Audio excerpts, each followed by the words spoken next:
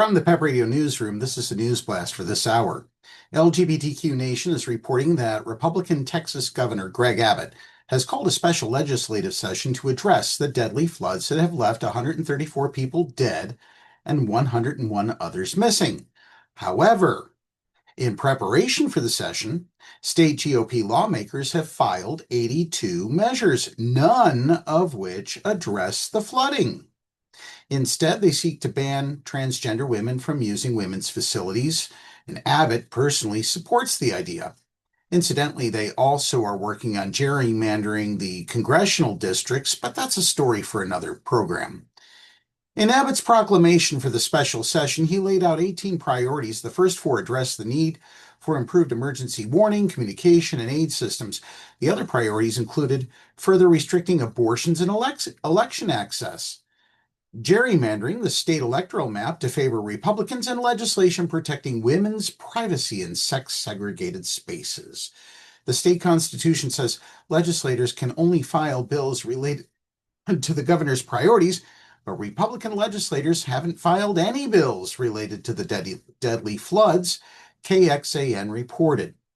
Instead, Republican State Representative Valerie Swanson filed House Bill 32, which would require people only to use facilities in public schools, state universities, government-owned buildings, jails, and family violence shelters that match the biological sex assigned on their original birth certificate.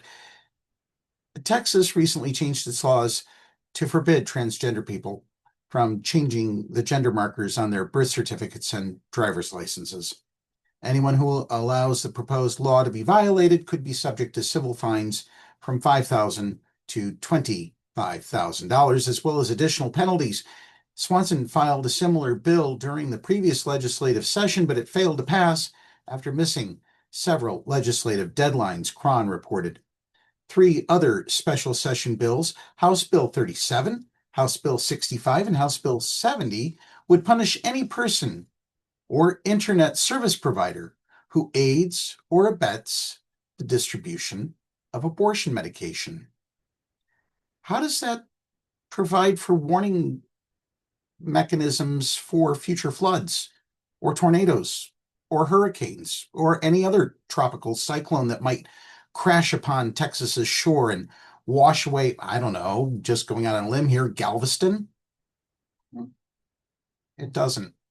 House Bill 38, introduced by Democratic State Representative Jessica Gonzalez, who is also chair of the Texas House LGBTQ caucus, would prohibit workplace housing and public accommodations discrimination against LGBTQ plus people, but there's no way it'll pass the state's Republican majority legislative chambers. It's also unclear how the bill relates to Abbott's list of priorities.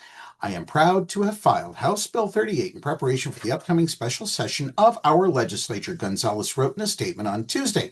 House Bill 38 is a comprehensive non-discrimination bill that would codify equal protection for the LGBTQ plus community and military veterans in employment, housing, and public accommodations.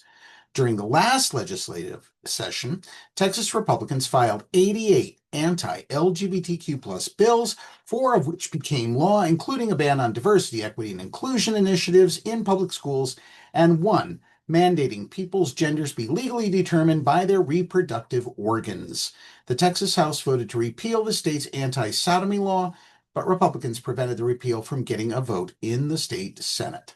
So, instead of focusing on the flooding disaster along the Guadalupe River that killed 134 people, the Texas legislature thinks the priority of their special session, called by Governor Greg Abbott, is to gerrymander the state congressional districts and prevent transgender people from using the bathroom in public. Folks, this is the GOP in Texas. They just don't care about life. They care about lining their wallets and making personal gains. And that's the news blast for this hour. If you're watching our news videos on YouTube, please drop us a comment and let us know what you think.